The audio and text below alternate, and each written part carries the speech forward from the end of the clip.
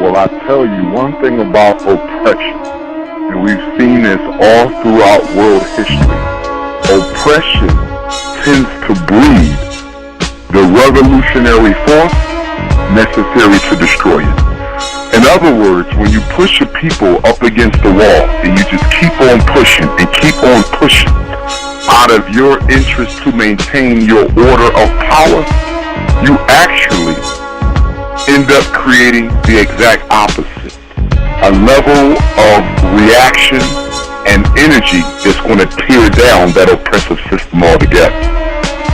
All behavior is a function of the consequences that follow. All behavior. This is the essence of behavioral psychology. All behavior is maintained or eliminated based off of what happens. I'm saying that to say that we as black folk, collectively as African people, have to look at how our indifference, our political indifference, maybe not our emotional indifference.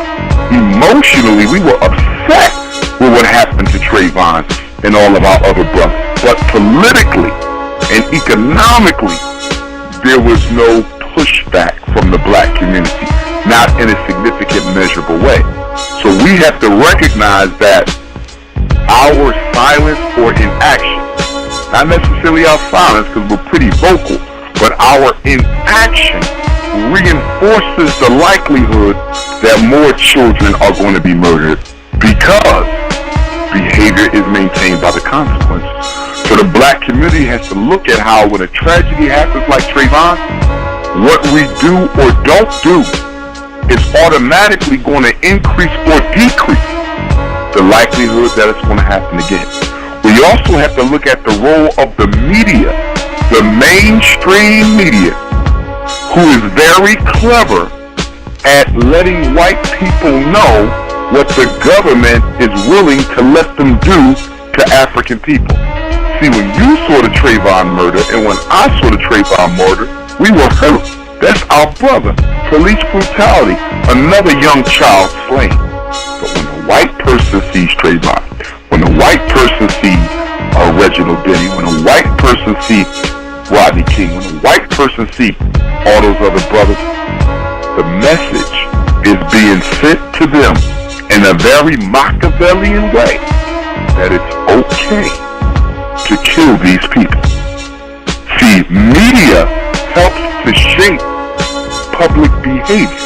There's been studies that show the more you show violence on TV, the more violence will exist in the community, because what you are doing is conditioning the unconscious of your viewing audience into the behaviors you want them to actually enact.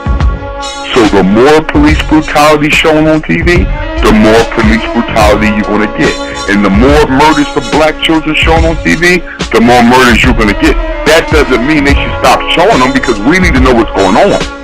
But I want the listening audience to be crystal clear that the media shows that the media actually has two functions. One to inform and the other to condition and forewarn white people.